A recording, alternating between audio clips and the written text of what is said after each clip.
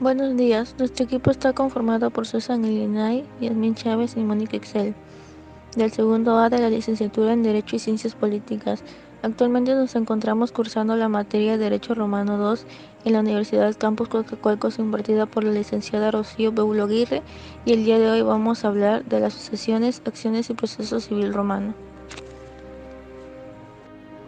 Conceptos generales. La palabra sucesión, que proviene del latín sucesio, se usa precisamente para designar la transmisión que tiene lugar a la muerte de una persona. Conforme al derecho hereditario romano, la sucesión universal mortis causa se puede definir como la transmisión a uno o varios herederos de un patrimonio perteneciente a un difunto. Vías sucesorias. En las vías sucesorias surgieron junto con el derecho civil la bonorum possessio, o la sucesión del derecho honorario, creada por el pretor, donde si alguien consideraba tener un derecho sobre la herencia, podía ser escuchado por el pretor, quien declaraba lo relatado. El derecho romano nos ofrecía tres tipos de sucesión. La más débil era la vía legítima, la vía testamentaria era la más fuerte que la legítima, ya que ésta se retiraba inmediatamente cuando se presentaba un testamento, pero la más fuerte era la vía oficiosa, ya que ésta corregía inclusive la repartición prevista por un testamento.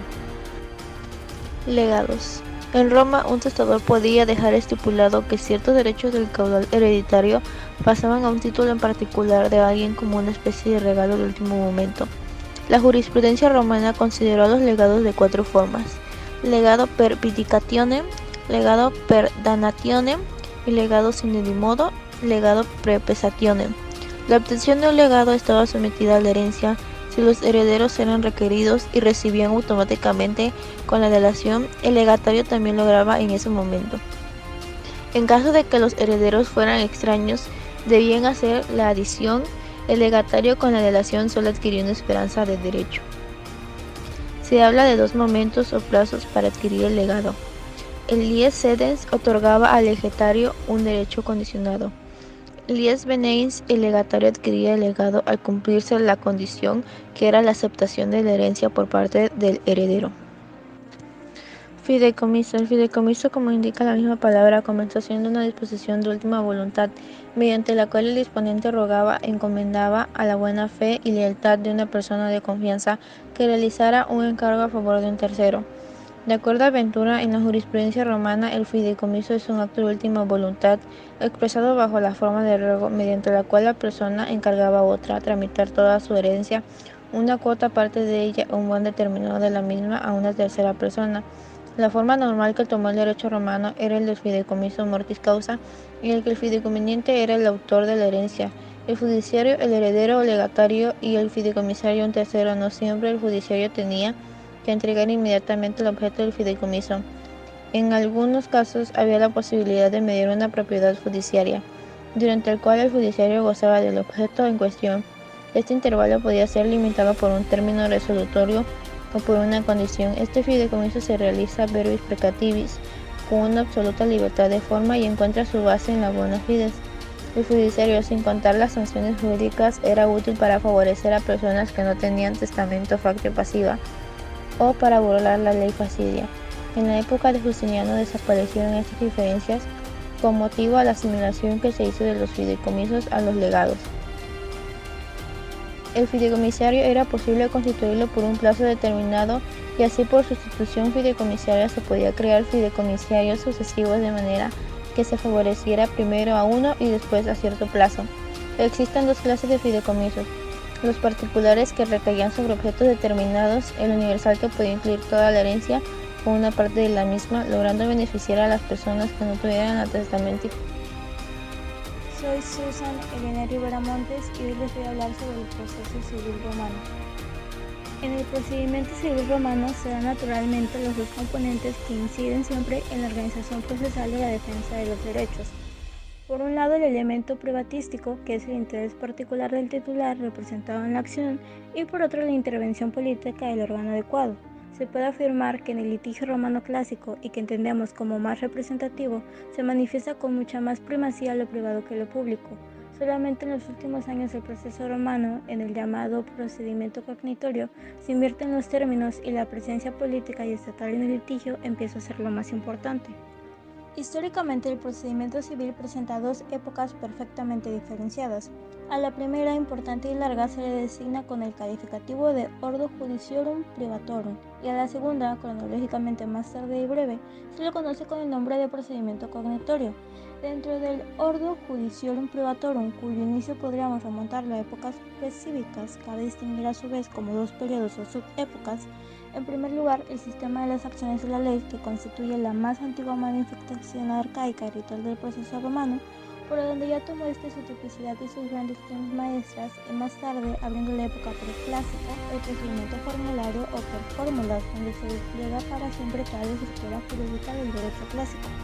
Esta segunda parte del orden judicium privatorum vendría a coincidir con los siglos más brillantes de la jurisprudencia romana, extendiendo su vigencia incluso en el Alto Imperio. La segunda parte de la historia procesal romana lo ocupa el procedimiento cognitorio, a la cual se le califica también como procedimiento extraordinario o extraordinarios, sin que esta última denominación lleve implícita ninguna significación que podría entenderse como algo anormal o excepcional. Ordo Judiciorum Privatorum es el sistema de juicios privados. Este estaba constituido por las legis actium y por el procedimiento formulario. Las legis actium representan la sociedad romana imbuida de derecho y solemnidad. Las partes presentes en la fase in jure, que sería ante el magistrado, hacen sus peticiones y declaraciones a cualquier con fórmulas rigurosamente establecidas por la costumbre de la ley. Estas acciones eran inmutables y, más de error, acarreaba la pérdida del pleito. Existía pues la necesidad de que los litigantes, únicos conocedores del pleito, acudiesen a los sacerdotes. Tenía un carácter predominantemente oral y constaba de la fase in iure y apud iudicem. La fase in iure se iniciaba con la ius vocatio, que era el llamamiento privado por parte del demandante al demandado ante el magistrado, al cual estaba obligado a acudir.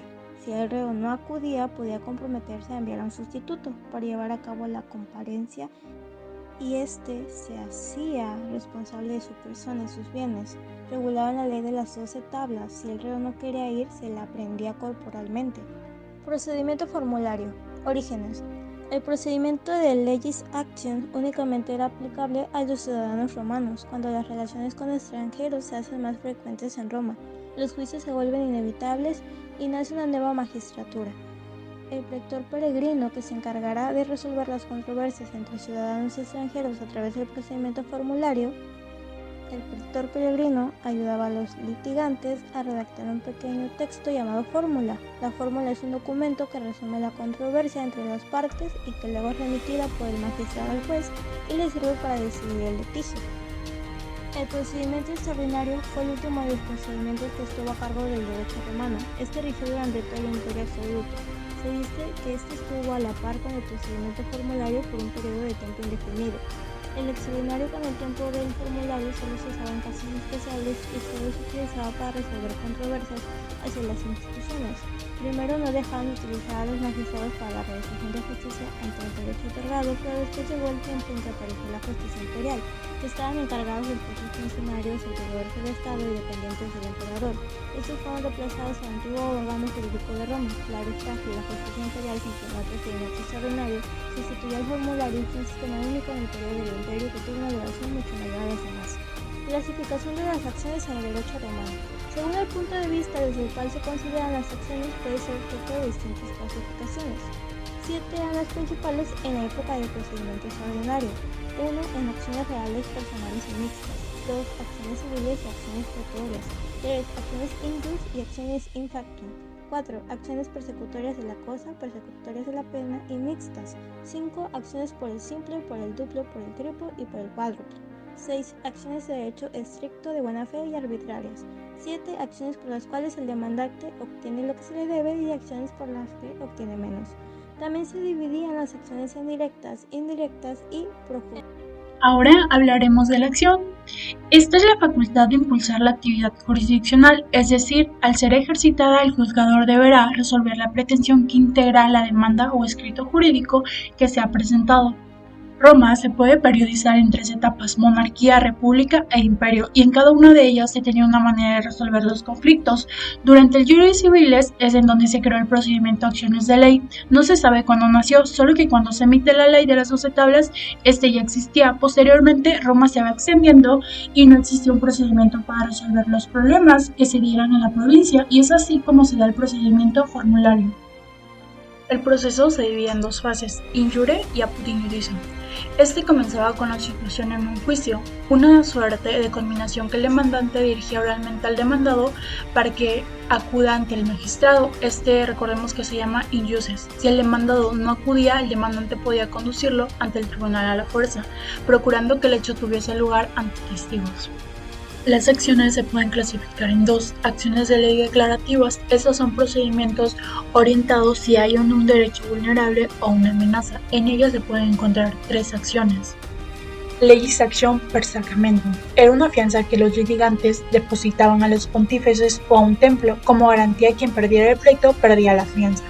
Las partes en el proceso se rentan a una apuesta juramentada, la cual promete pagar al erario público una suma de dinero en concepto de pena si perdían en el litigio. La segunda es la iudicis postulatio. Esta se empleaba especialmente para los casos que hubiera que escoger un arbiter como juez, lo que sucedía generalmente cuando se trataba de dividir una herencia o de dividir bienes comunes o de fijar los límites entre 2 heredades.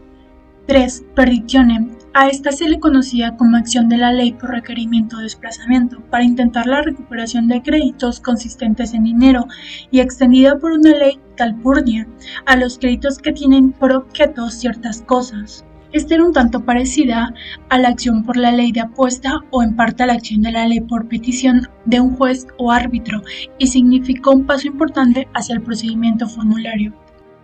Una vez concluidas las acciones declarativas, nos vamos con las ejecutivas. En esta podemos encontrar manus in acto. Esta es la acción por aprehensión corporal. Esta fue una de las más antiguas de las acciones de la ley en el derecho romano. Era un procedimiento que se aplicaba al deudor quien había sido previamente juzgado y condenado o que había confesado su deuda ante un magistrado. En la misma encontraba spignoris capio. Esta era la acción de la ley por toma de prenda. Era una forma de ejecutar mediante la cual el acreedor tomaba posesión de una cosa del deudor con el fin de accionar el pago y, cuando éste falte, satisfacerse. Era utilizada sola para algunas obligaciones muy peculiares, generalmente de carácter público. Ahora nos vamos a lo que es el procedimiento formulario y cómo se ha originado. Se dice que este ha sido estudiado por la doctrina romanista desde distintas perspectivas. Las circunstancias y hechos históricos que originan una transformación en el orden de los juicios privados y factores prácticos que pueden considerar como antecedentes del altere per formulas comienza a influir a partir de un momento histórico de gran trascendencia de la vida jurídica romana, la creación de la apertura peregrina aproximadamente hacia el año 245 a.C. Es importante mencionar que la legis actionem solo podía ser utilizada por los ciudadanos romanos, ya sea en Roma o en Italia. La condena de este procedimiento formulario es pecuriana, es decir, consiste en una suma en dinero.